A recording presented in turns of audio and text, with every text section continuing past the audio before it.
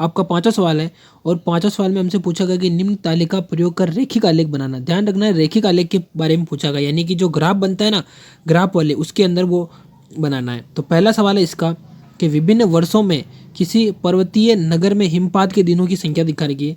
2003 में 8 दिन, 2004 में 10 दिन, 5 में 5 दिन और 6 में 12 दिन। तो अब इसका ग्राफ कैसे बनेगा वो हम देखते हैं।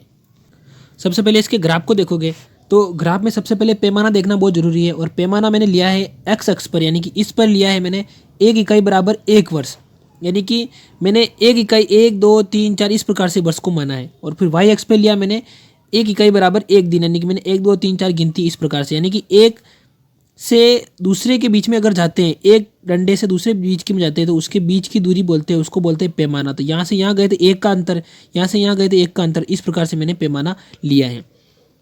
अब सबसे पहले अपने को पता रखा 2003 के अंदर वो 8 दिन मतलब बर्फ़ गिरी थी, तो मैंने 8 के ऊपर यहाँ कर दिया ओके।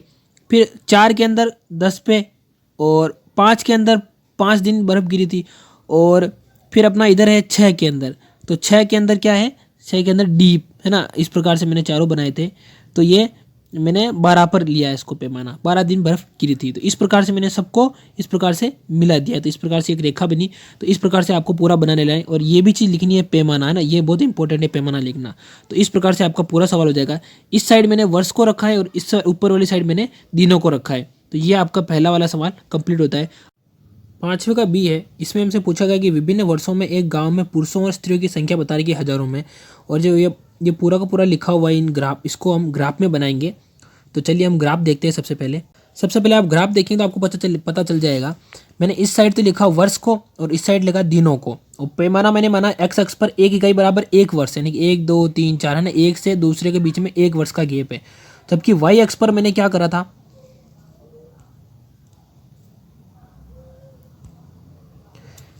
जब आप इसको देखोगे ग्राफ तो आपको पता चल रहा होगा कि मैंने पैमाना लिया है एक्स अक्ष पर 1 इकाई बराबर 1 वर्ष, यानी कि एक से लगाकर दूसरे के बीच में जो गैप है वो 1 साल का है।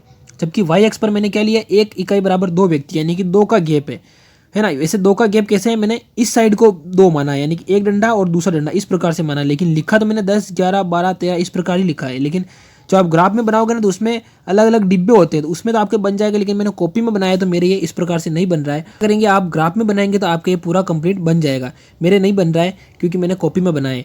अब मैंने क्या करा कि जो पुरुषों की संख्या 2003 में 12 थी, तो 12 इस जगह पे मैंने ए वाले को, जो मैंने गाढ़ा गाढ़ा बना रखा है वो तो है पुरुषों की संख्या, है ना, यानी कि ए बराबर जो ये ABCD लिख रखी है ना मैंने, ये तो है पुरुषों की संख्या ये वाली, तो और जो डॉट डॉट वाली की है वो मैंने स्त्रियों की संख्या को ऐसे मानना है। तो पहले ए से बी, बी से फिर सी, सी से डी, डी से ई, इस प्रकार से मैंने सारी जो चीज़ें थी वो मैंने इसमें डिनोट कर दी है। फिर PQRS यानी कि स्त्रियों की संख्या के बारे में, तो पहले ये ऐसे गया, फिर यूँ इसमें पूरा का पूरा यहाँ चला गया, फिर ऊपर, फिर यहाँ नीचे, इस प्रकार से आया। तो इस प्रकार से आपको बना लेना है।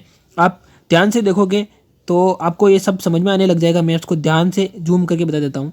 इस प्रकार से देखोगे आप तो आपको इसमें समझ में आ रहा होगा कि मैंने पैमाना किस प्रकार लिया और मैंने कैसे बनाया इसको। तो आई होप कि यहाँ तक आपको समझ में आ गया होगा। इस प्रकार से आप अपनी ग्राफ के अंदर बनाएंगे तो अच्छे से आपको समझ में आ जाएगा।